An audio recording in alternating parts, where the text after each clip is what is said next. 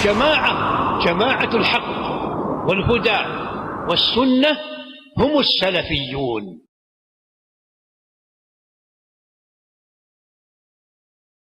إن الحمد لله نحمده ونستعينه ونستغفره ونعوذ بالله من شرور أنفسنا ومن سيئات أعمالنا. من يهده الله فلا مضل له ومن يضلله فلا هادي له، وأشهد أن لا إله إلا الله وحده لا شريك له، وأشهد أن محمدا عبده ورسوله. يا أيها الذين آمنوا اتقوا الله حق تقاته ولا تموتن إلا وأنتم مسلمون. يا أيها الناس اتقوا ربكم الذي خلقكم من نفس واحدة وخلق منها زوجها وبث منهما رجالا كثيرا ونساء، واتقوا الله الذي تساءلون به والأرحام إن الله كان عليكم رقيبا. يا أيها الذين آمنوا اتقوا الله وقولوا قولا سديدا يصلح لكم أعمالكم ويغفر لكم ذنوبكم، ومن يطع الله ورسوله فقد فاز فوزا عظيما. أما بعد فإن خير الحديث كتاب الله، خير الهدي هدي محمد صلى الله عليه وسلم، وشر الأمور محدثاتها، وكل محدثة بدعة، وكل بدعة ضلالة، وكل ضلالة في النار. فأعوذ بالله السميع العليم من الشيطان الرجيم. بسم الله الرحمن الرحيم. والفجر وليال عشر والشفع والوتر. ہر طرح کی حمد و ثنا، کبریائی اور بڑائی اللہ سبحانہ و تعالیٰ کے لیے لائق و زیبا ہے، جو ہم سب کا سچا معبود ہے۔ اللہ سبحانہ و تعالیٰ ہی کے لیے حمد و ثنا ہے دنیا میں آخرت میں، جس نے ہمیں اس کی توحید اور عبادت کے لیے پیدا کیا، اور نبی اکرم صلی اللہ علیہ وسلم پر اللہ سبحانہ و تعالیٰ کی طرف سے درود و سلام نازل ہو کہ آپ کے ذریعے اللہ سبحانہ و تعالیٰ نے ہم سب کو راہ ہدایت واضح فرمایا۔ صلوات اللہ وسلامہ وبرکاتہ علیہ۔ حاضرین جمعہ، جیسا کہ ہم سب پر یہ بات مخفی نہیں ہے کہ قریب میں ہم ذوالحجہ میں داخل ہونے والے ہیں۔ ذوالحجہ یہ ایک ایسا مہینہ ہے جس مہینے کو اللہ سبحانہ و تعالیٰ نے بڑی خصوصیتیں اور خوبیاں عطا کی ہیں، بالخصوص اس کا جو پہلا عشرہ ہے۔ ویسے جو دن ہم گزار رہے ہیں وہ محترم مہینے ہیں، 4 مہینے ہیں جو محترم ہیں، حرمت والے مہینے ہیں، جیسا کہ ابو بکر رضی اللہ عنہ کی روایت ہے صحیح بخاری میں، نبی اکرم صلی اللہ علیہ وسلم نے فرمایا: السنۃ 12 شہرا منها 4 حرم 3 متوالیات، ذو القعدۃ ذو الحجۃ ومحرم ورجب مضر الذي بین جمادى وشعبان۔ نبی اکرم صلی اللہ علیہ وسلم نے فرمایا کہ اللہ کے نزدیک سال کے 12 مہینے ہیں، ان میں سے 4 مہینے حرمت والے ہیں، محترم ہیں۔ محترم اہل علم کہتے ہیں کہ احترام زمان اور مکان کا ہے۔ مکہ مکرمہ عام شہروں کی طرح نہیں ہے، مدینہ عام شہروں کی طرح نہیں ہے، محترم جگہیں ہیں، اسی طرح زمانے بھی ایک جیسے نہیں ہیں۔ 4 ہیں جو محترم ہیں اللہ کے یہاں: ذوالقعدہ، ذوالحجہ اور محرم، مسلسل آنے والے 3 مہینے، اور رجب جو جمادہ اور شعبان کے بیچ میں آتا ہے۔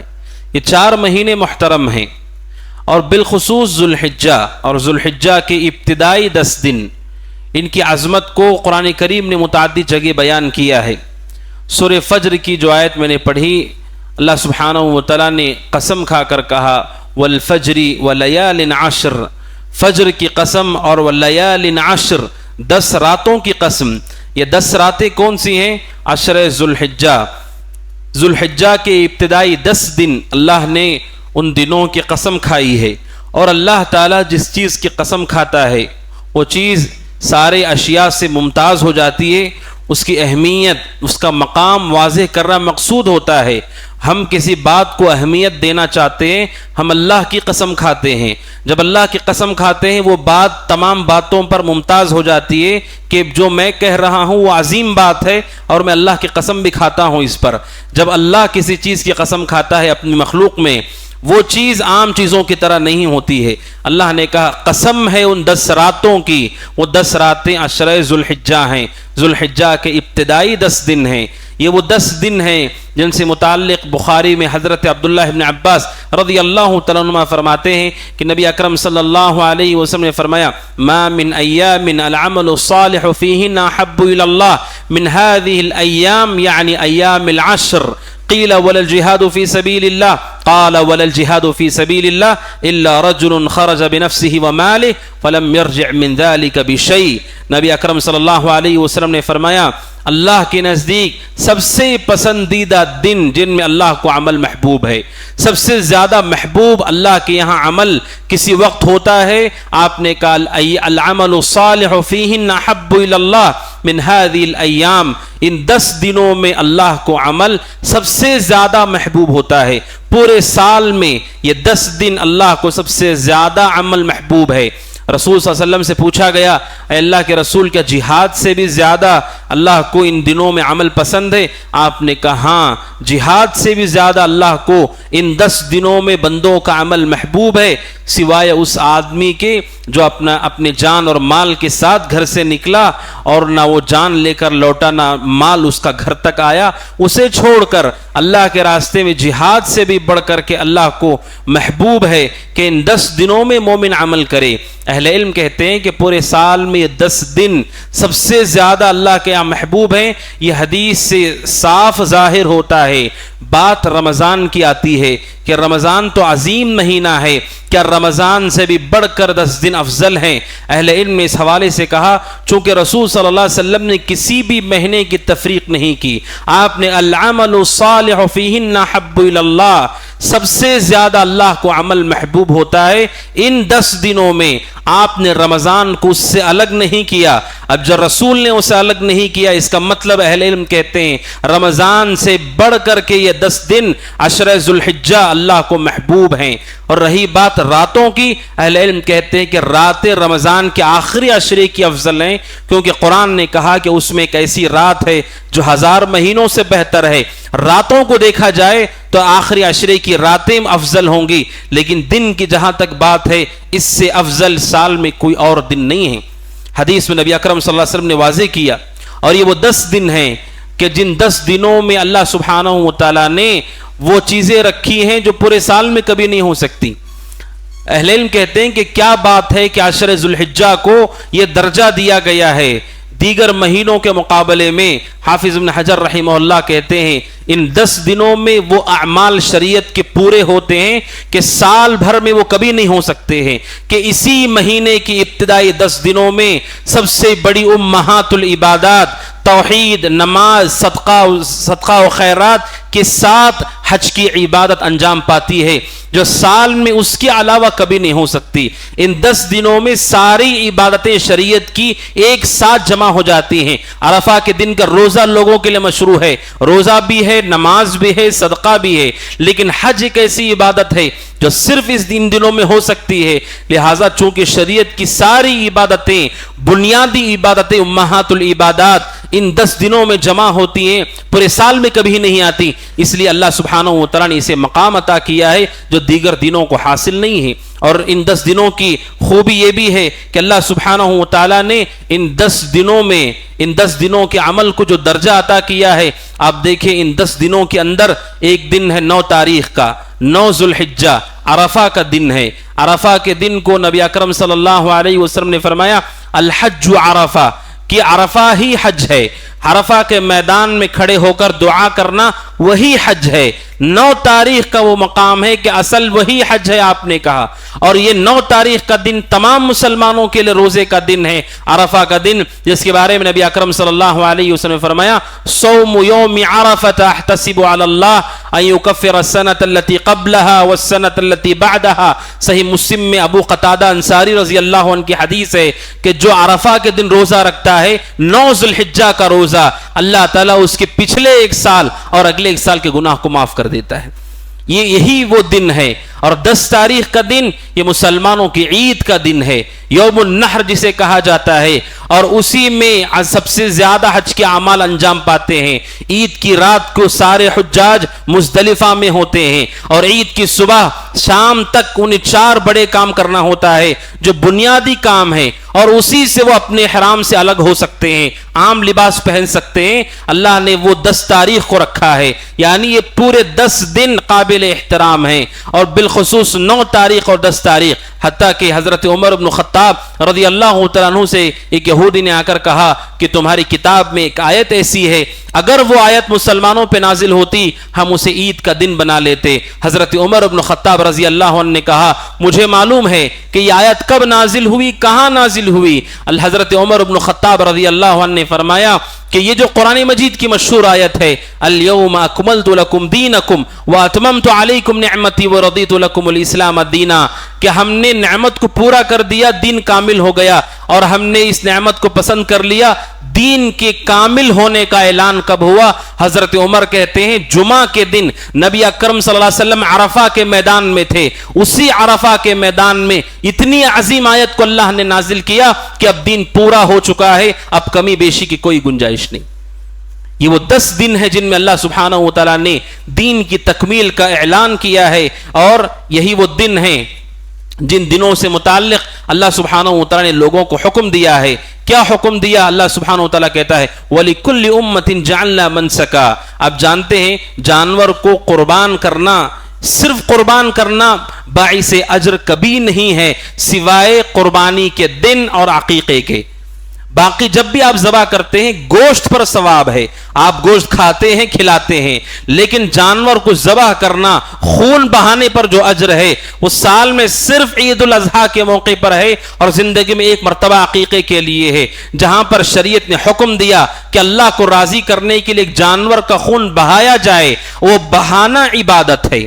اسی لیے اگر کوئی آدمی بقرعید کو چھوڑ کر صرف دمبے کو ذبح کرتا ہے، اس ذبح کرنے پہ کوئی ثواب نہیں ملتا ہے، اس کے گوشت خرچ کرنے پہ ثواب ملتا ہے. لیکن بقرعید کا موقع ایسا ہے ذوالحجہ کا 10واں دن، اس کے بعد 3 دنوں تک کہ آدمی ذبح کرتا ہے، خون کا بہ جانا اللہ کو سب سے زیادہ محبوب ہے. اور حدیث کے مطابق 10 تاریخ کو عید کے دن سب سے اچھا عمل کوئی کر سکتا ہے وہ یہ ہے کہ کوئی اللہ کے راستے میں جانور کو قربان کرے. یہ صرف ان 10 دنوں میں ہو سکتا ہے، اس کے علاوہ خون کو بہانا عبادت نہیں ہے. انسان اپنے فائدے کے لیے دوسروں کی مدد کے لیے جانور کھا سکتا ہے، کھلا سکتا ہے، لیکن جسے عبادت کہا گیا وہ صرف 10 تاریخ کو عقیقے کے دن ہے. یہ 10 دنوں کی اہمیت ہے. اور یہ جو 10 دن ہیں عشرہ ذوالحجہ، اس سے متعلق چند اعمال بھی ہیں جن اعمال کو شریعت نے مشروع کیا ہے. عشرہ ذوالحجہ کے جو مشروع اعمال ہیں ان میں بنیادی طور پر آپ جانتے ہیں وہ لوگ جو حج و عمرے پر ہیں ان کے مستقل احکامات ہیں، لیکن جو یہاں پر رہنے والے لوگ ہیں ان کے ساتھ بھی چند احکامات ہیں. ان میں پہلی بات یہ کہ ان دنوں میں عید کے دن اور اس کے بعد 3 دنوں تک قربانی کو مشروع کیا گیا ہے. قربانی کا اہتمام کرنا چاہیے. مسلمان کو چاہیے کہ وہ اللہ سبحانہ و تعالیٰ کی اس عبادت سے اللہ کا تقرب حاصل کرے. فَصَلِّ لِرَبِّكَ وَانْحَرْ. آپ نماز پڑھیے اور قربانی کیجئے.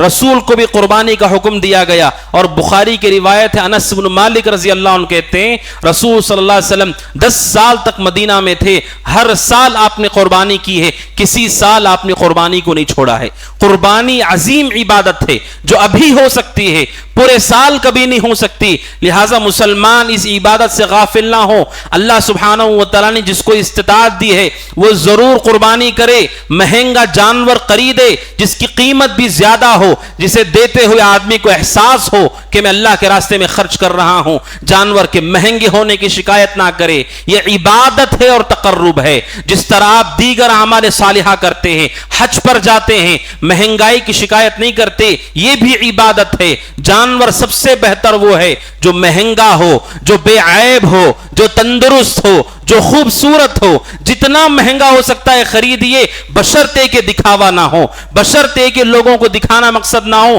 آپ مال خرچ کرتے ہیں، اس کے جسم کو دیکھتے ہیں، خوبصورتی کو دیکھتے ہیں، یہ آپ کے تقوی کی دلیل ہے. اللہ تعالیٰ کہتا ہے ذالک ومن یعظم شعائر اللہ فانہا من تقوی القلوب. جو لوگ شعائر اللہ کی تعظیم کرتے ہیں، وہ علامتیں جو انسان کو اسلام کی طرف رہنمائی کرتی ہیں. اذان یہ علامت ہے، شعیرہ ہے. صلاۃ یہ شعیرہ ہے، علامت ہے. قربانی بھی شعیرہ ہے، علامت ہے اہل ایمان کی. جو شخص ان کی تعظیم کرتا ہے وہ اس کے تقوی کی دلیل ہے. آپ جانتے بڑے افسوس کے ساتھ کہنا پڑتا ہے سال میں ایک مرتبہ آتی ہے قربانی. وہ لوگ جو سال بھر اسراف کرتے ہیں، فضول خرچ کرتے ہیں، گھومتے پھرتے اپنے مال کو برباد کرتے ہیں، بغیر کسی حاجت و ضرورت کے حد اسراف تک جاتے ہیں، جب قربانی کی بات آتی ہے وہ اپنی جیب کو ٹٹولتے ہیں اور بہانے کرتے ہیں. ایک دمبا وہ ذبح نہیں کر سکتے، ایک جانور وہ ذبح نہیں کر سکتے. کیا بات ہے؟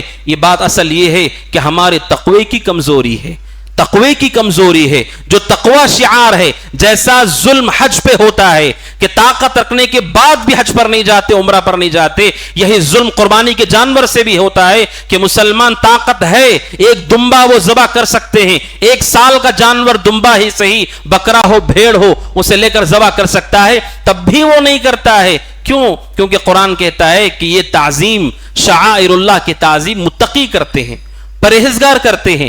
پرہیزگاری کی ایک علامت یہ بھی ہے جیسے قربانی کا دن قریب ہو اسے فکر جانور کے خریدنے کی ہونی چاہیے، ذبح کرنے کی ہونی چاہیے کہ رسول نے 10 سال تک قربانی کی ہے. آپ کے گھر کا عالم یہ ہے، حضرت عائشہ کہتے رضی اللہ عنہا 1 مہینے 2 مہینے گھر میں چولہا نہیں جلایا جاتا تھا، لیکن آپ ہر سال قربانی کرتے تھے. کیوں؟ کیونکہ یہ عبادت ہے، وہ عبادت ہے، وہ شعیرہ ہے، اہل ایمان کی نشانی ہے اور دلیل ہے. لہذا قربانی کا اہتمام ہم سب کریں. اور آپ جانتے ہیں شیطان کبھی نہیں چاہتا کہ لوگ قربانی کریں، شیطان کبھی نہیں چاہتا کہ قربانی کریں. عہد سلف اور صحابہ میں قربانی کے جانور کو خریدا جاتا، لوگ اسے کھلاتے پلاتے، صحابی کہتے ہیں اسے موٹا تازہ کیا جاتا. آپ سوچیے صحابہ ایسا کیوں کرتے تھے؟ ایسا کیوں کرتے تھے؟ کیا ان کے پاس زائد وقت ہوا کرتا تھا؟ اہل علم کہتے ہیں یہ ان کے تقوی کی دلیل ہے، چونکہ انہیں معلوم ہے کہ مجھے عید کے دن اللہ کو خوش کرنے کے لیے اسے ذبح کرنا ہے. اسے اپنے گھر لا کر خوب کھلاتے پلاتے، تر و تازہ اور موٹا تازہ کر کے اللہ کے راستے میں دیتے. اللہ سبحانہ و تعالیٰ کہتا ہے انما يتقبل اللہ من المتقین، اللہ متقیوں سے قبول کرتا ہے. اور اللہ تبارک و تعالیٰ کو ایسی چیزیں جو دوسروں کو دی جاتی اللہ تعالیٰ کہتا ہے لن تنالوا البر حتی تنفقوا مما تحبون، صدقہ بھی کرتے ہو، وہ جو آپ کو نہیں چاہیے وہ دوسروں کو دیتے ہو، ضرورت ہو تو دے سکتے ہو. لیکن قرآن کہتا ہے حقیقت میں نیکی کو وہ شخص پائے گا جو سب سے محبوب چیز کو اللہ کے راستے میں دے، سب سے پسندیدہ چیز اللہ کے راستے میں دے.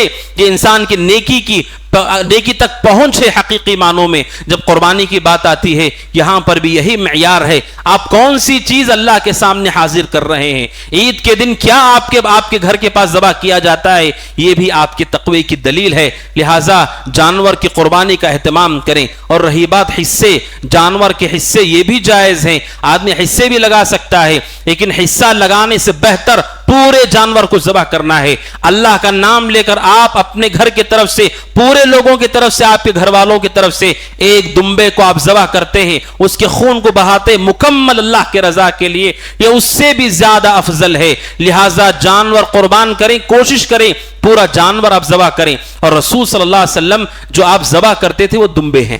آپ نے 10 سال تک دمبے ذبح کیے. آپ نے آخری سال جس سال آپ کا انتقال ہوا آپ نے اونٹ کو ذبح کیا ہے. نبی اکرم صلی اللہ علیہ وسلم کی عام سنت کے مطابق دمبوں کو ذبح کیجئے، اور جو نہیں کر سکتا وہ حصے میں بھی شریک ہو. لیکن بعض صرف اس لیے کہ اس میں گوشت زیادہ آتا ہے، اس میں گوشت زیادہ آتا ہے، حصے میں تقسیم کرنے کے لیے وہ دمبا ذبح نہیں کرتے. یقیناً یہ جائز ہے، کوئی اسے حرام نہیں کہے گا، لیکن بہتر یہ ہے آپ پورا جانور لے کر اللہ کے لیے ذبح کریں، اور مزید آپ کو گوشت چاہیے گوشت لے کر بھی آپ تقسیم کریں. لیکن چونکہ یہ عبادت ہے تو کوشش کرنا چاہیے کہ جیسے رسول صلی اللہ علیہ وسلم نے کیا آپ پورا دمبا ذبح کرتے تھے. عام طور پر آپ کی ہی سنت تھی، اس سنت پر عمل کرتے ہوئے ذبح کیجئے. اور جو گوشت کی تقسیم کی بات ہے آپ دوسرے طریقے سے گوشت حاصل کر سکتے ہیں اور اسے تقسیم کر سکتے ہیں. اس عبادت کا اہتمام کرنا چاہیے کہ قربانی ہم کریں.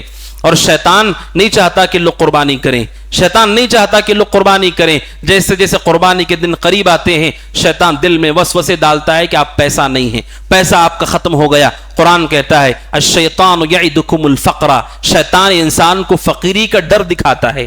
فقیری کا ڈر دکھاتا ہے شیطان، اور خاص طور پر نیکی کے باب میں فقیری کا ڈر دکھاتا ہے۔ جب آپ اللہ کے راستے میں دینا چاہتے ہوں وہاں وہ فقیری کا ڈر دکھاتا ہے، لیکن جب آپ اپنے لیے خریدتے ہوں، گھر والوں پہ خرچ کرتے ہوں اور گھومنے پھرنے نکلتے ہوں وہاں شیطان فقیری کا ڈر نہیں دکھاتا ہے۔ جب دین کی بات آتی ہے شیطان لوگوں کو وعدہ کرتا ہے یعدکم الفقر، کہ تم ضرور فقیر ہو جاؤ گے۔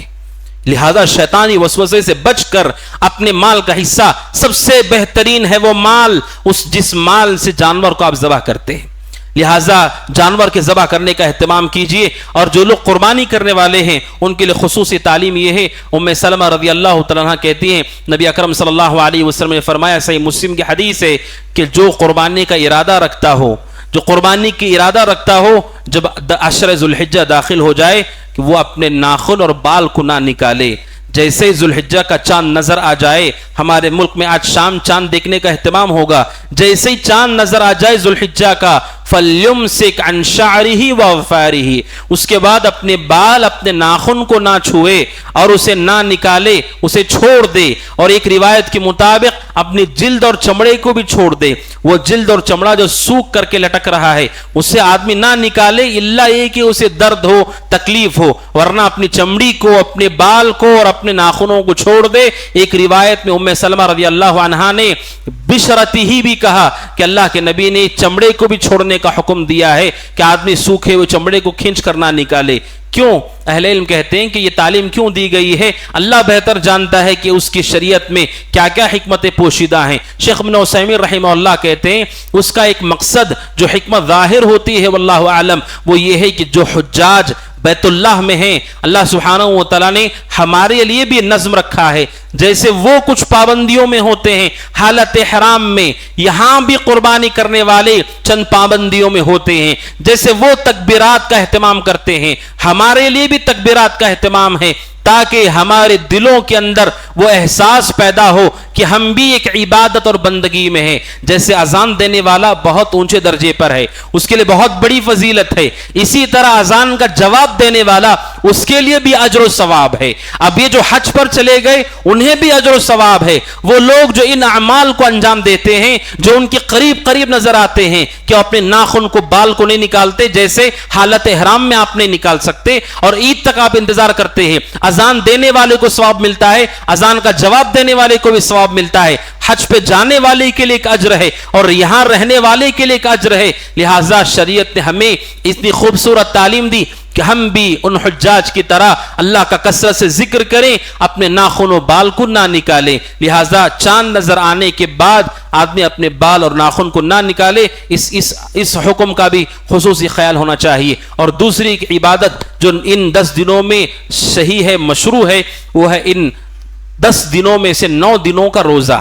ان 10 دنوں میں سے 9 دنوں کا روزہ، یہ روزہ صحیح ہے، درست ہے، بلکہ ابو داؤد کی ایک روایت ہے، سنن نسائی کی ایک روایت، جس میں نبی اکرم صلی اللہ علیہ وسلم سے متعلق آپ کی بعض ازواج مطہرات جن میں ام حبیبہ ہے رضی اللہ عنہا، وہ کہتی ہیں جن روزوں کا اللہ کے نبی اہتمام کرتے تھے، ایام العشر، کہ اللہ کے نبی علیہ الصلوۃ والسلام ان 10 دنوں میں 9 دنوں کے روزے کا اہتمام کرتے تھے، ان 9 دنوں کے روزے کا اہتمام کرتے تھے۔ آپ کے عمل سے بھی یہ ثابت ہے، اگرچہ کہ اس روایت میں کچھ اختلاف ہے، لیکن آپ کے عمل سے واللہ عالم یہ ثابت ہے۔ اور قرآن مجید اور احادیث کی عمومی دلیلیں، جب حدیث کہتی ہے کہ اللہ کو ان دنوں میں عمل سب سے زیادہ محبوب ہے، اعمال صالحہ میں روزہ بھی ہے، لہٰذا ان 9 دنوں کا روزہ رکھنا چاہیے، اور نبی اکرم صلی اللہ علیہ وسلم نے اس کا اہتمام کیا، اور سلف صالحین نے بھی اس کا اہتمام کیا ہے۔ تابعی کہتے ہیں کہ میں عبداللہ بن عمر کا پڑوسی تھا، میں نے عبداللہ بن عمر کو دیکھا کہ وہ ان 10 دنوں میں سے 9 دنوں کے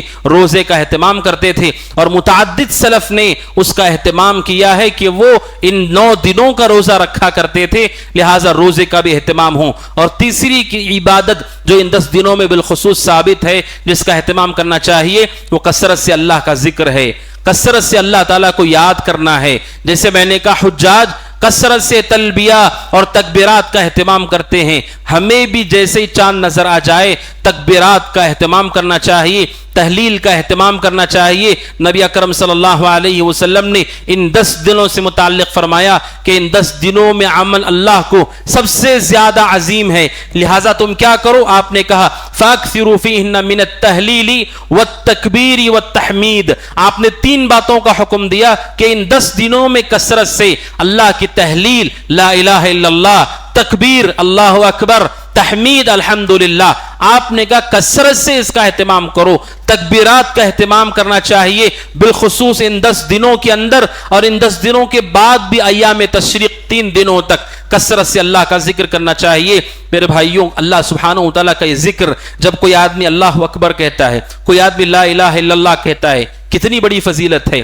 سلسلہ حدیث صحیحہ میں شیخ البانی رحمہ اللہ نے اس حدیث کو نقل کیا، ما اہل محل قط الا بشر ولا کبر مکبر قط الا بشر، جب بھی کوئی مسلمان لا الہ الا اللہ کہتا ہے اسے خوشخبری دی جاتی ہے، جب بھی اللہ اکبر کہتا ہے اسے خوشخبری دی جاتی ہے۔ پوچھا گیا رسول سے بالجنہ، کیا اللہ کے نبی جنت کی خوشخبری دی جاتی ہے؟ آپ نے کہا نعم، جنت کی خوشخبری دی جاتی ہے۔ آپ جب بھی لا الہ الا اللہ کہتے ہیں کوئی آپ کو خوشخبری دیتا ہے جنت تمہارے لیے مبارک ہو، آپ جب بھی آپ کہتے اللہ اکبر جنت کی آپ کو خوشخبری دی جاتی ہے۔ یہ ذکر معمولی نہیں ہے، اس ذکر کا بہت بڑا مقام ہے، کثرت سے اہتمام کرنا چاہیے۔ اللہ سبحانہ وتعالیٰ کا ذکر یہ حقیقت میں ہم سب کے حقیقی سکون اور اطمینان کا راز اسی اللہ کے ذکر میں مخفی ہے۔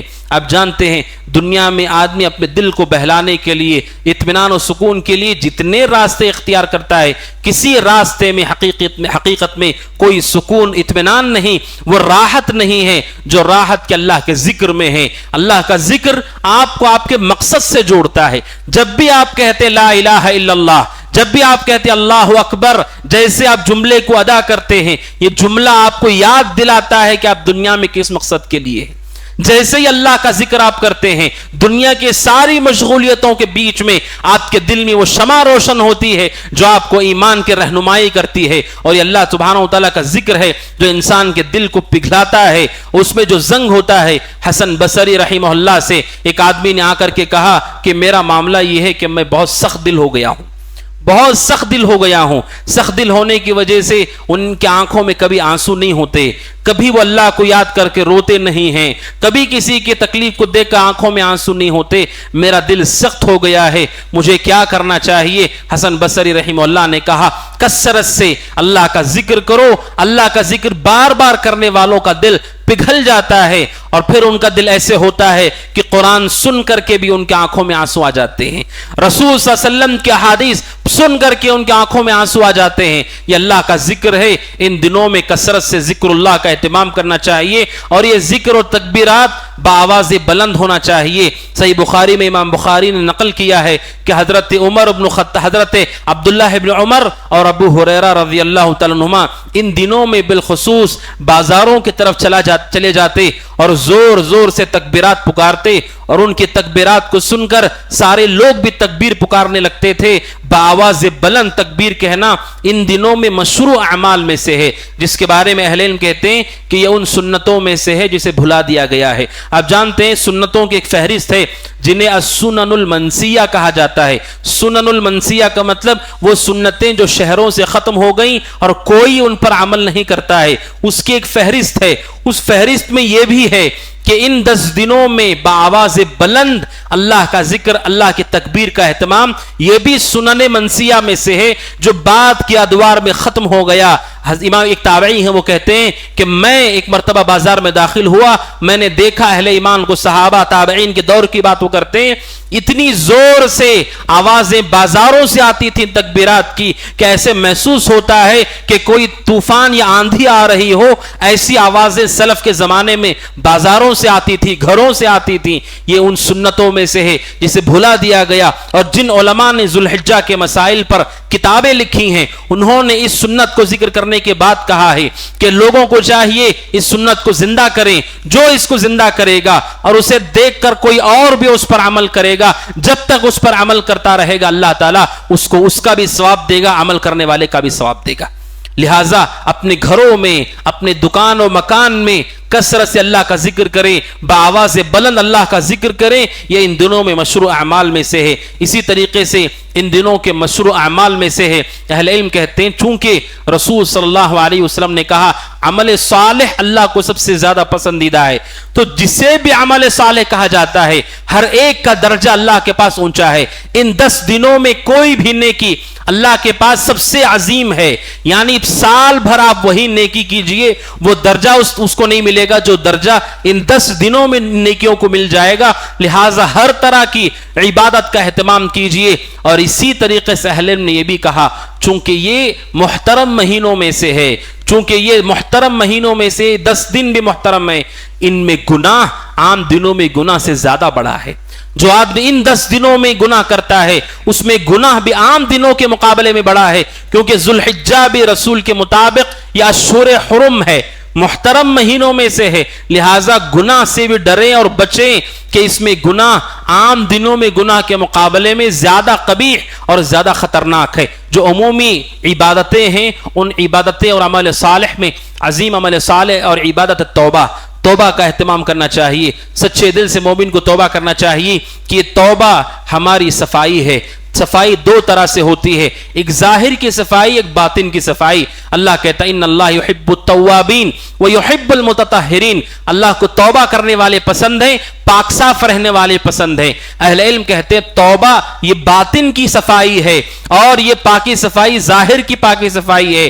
لہٰذا ہم اس توبہ کا اہتمام کریں کہ ہمارے گناہ معاف ہوں۔ حتیٰ کہ اہل علم نے دعا کے آداب میں بھی اسے ذکر کیا ہے کہ آدمی اللہ کی حمد و ثنا کے بعد، درود کے بعد سب سے پہلے آدمی گناہ سے معافی مانگے۔ کیوں؟ کیونکہ گناہ کی وجہ سے ہمارے مسائل معلق ہوتے ہیں، ہمارے معاملات رکے ہوئے ہوتے ہیں، توفیق سے محروم ہوتے ہیں، اللہ کے غضب کا شکار ہوتے ہیں۔ آپ توبہ کرتے ہیں آپ کا راستہ آسان ہے۔ ابن تیمیہ رحمہ اللہ نے اس کی مثال دی ہے کہ کوئی آدمی دیگر عبادتیں کرتا ہے، توبہ نہیں کرتا، اس کی مثال ایسے ہی ہے جو پانی نہیں نہاتا لیکن خوشبو لگاتا ہے۔ خوشبو لگانا اس کے لیے فائدہ مند ہے جو پانی نہاتا ہو، جس کے جسم پر گندگی نہ ہو، خوشبو اسے زیادہ فائدہ دے گی، لیکن جو نہاتا ہی نہیں خوشبو کب تک اس کا ساتھ دے گی۔ لہٰذا ابن تیمیہ رحمہ اللہ کہتے ہیں سب سے زیادہ توبہ کا اہتمام کرنا چاہیے کہ اللہ سبحانہ وتعالیٰ کے سامنے ہم معافی کے طلبگار ہوں کہ جو کچھ ہم نے گناہ کیا، چھوٹے بڑے سارے گناہ، اللہ سبحانہ وتعالیٰ ہمارے معاف کرے، اس کا اہتمام کرنا چاہیے۔ شریعت میں بڑی اس کی تعلیم ہے۔ اسی طرح فرائض کا اہتمام، فرائض کو ضائع کرنے سے بچنا۔ نبی اکرم صلی اللہ علیہ وسلم نے فرمایا، بخاری کی حدیث ہے، ابو ہریرہ رضی اللہ عنہ کہتے ہیں اللہ سبحانہ وتعالیٰ کہتا ہے، رسول صلی اللہ علیہ وسلم اللہ سے روایت کرتے ہیں، حدیث قدسی ہے، اللہ تعالیٰ کہتا ہے من عادى لي وليا فقد آذنته بالحرب، اللہ کہتا ہے جو میرے اولیاء سے، نیک اور صالح لوگوں سے، متقیوں سے دشمنی کرتا ہے۔ اولیاء سے مراد کون ہیں؟ الذین آمنوا وکانوا یتقون، جن کے دلوں میں پہاڑوں کی طرح ایمان ہوتا ہے اور عمل صالح سے وہ خوبصورت ہوتے ہیں، یہ اللہ کے اولیاء ہیں۔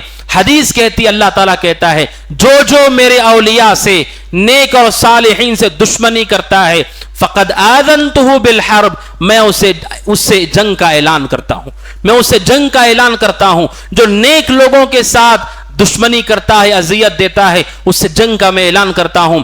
آگے نیک لوگ کیسے ہوتے ہیں، کون ہوتے ہیں، اس کا تذکرہ کرتے ہوئے نبی اکرم صلی اللہ علیہ وسلم نے حدیث میں آگے ارشاد فرمایا، اللہ تعالیٰ خود کہتا ہے وَمَا تَقَرَّبَ إِلَيَّ عَبْدِي بِشَيْءٍ أَحَبُّ إِلَيَّ مِمَّا افْتَرَضْتُ عَلَيْهِ، اللہ کے نبی فرماتے اللہ تعالیٰ کہتا ہے کہ بندہ مومن فرائض سے سب سے زیادہ میرے قریب ہوتا ہے، اور فرائض کے علاوہ اللہ سے قریب ہونے کا کوئی اور راستہ نہیں ہے۔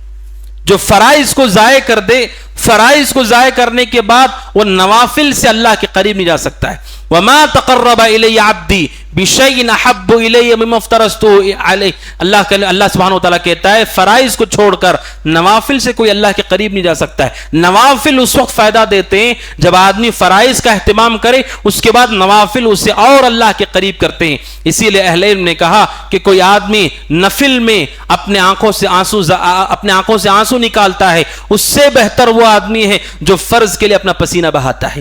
فرض کے لیے آپ کے پیشانی پر آنے والا پسینہ وہ زیادہ مقدم ہے کہ نفل میں آدمی روتا ہے لیکن فرض کو ضائع کر دیتا ہے، لہٰذا فرائض کا اہتمام کرنا چاہیے۔ اسی طرح ان 10 دنوں میں جو خصوصی عمل جس کا اہتمام کرنا چاہیے وہ صدقہ و خیرات ہے۔ صدقہ و خیرات یہ بھی اعمال صالحہ میں سے بہت عظیم عمل ہے۔ اللہ سبحانہ و تعالی الصدقۃ تطفئ غضب الرب، کہ اللہ سبحانہ و تعالیٰ کی ناراضگی ختم ہوتی ہے صدقہ و خیرات سے۔ صدقہ و خیرات کا اہتمام کریں، اور ایک اچھی نیکی یہ بھی ہو سکتی ہے جن کے پاس اللہ نے استطاعت دی ہے وہ ان لوگوں تک قربانی کے راستے کو آسان کریں جو قربانی کی نیت کرتے ہیں لیکن ان کے پاس پیسہ نہیں ہے۔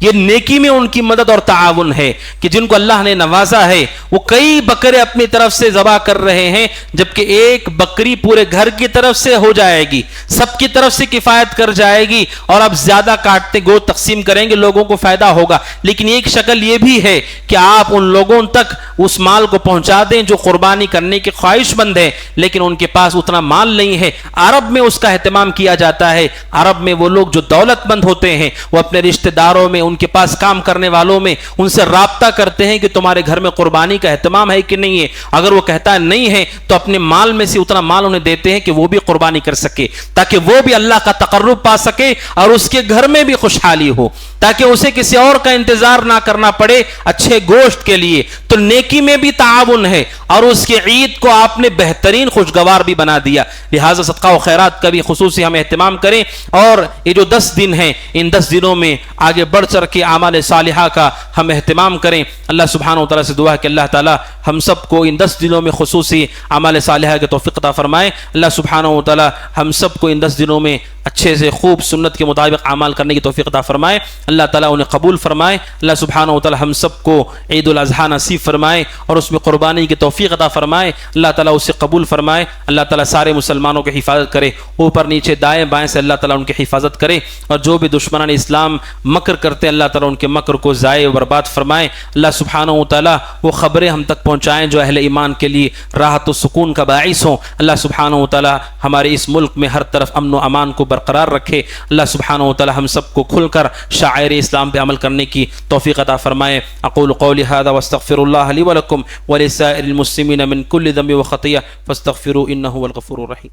وقل جاء الحق وزهق الباطل إن الباطل كان زهوقا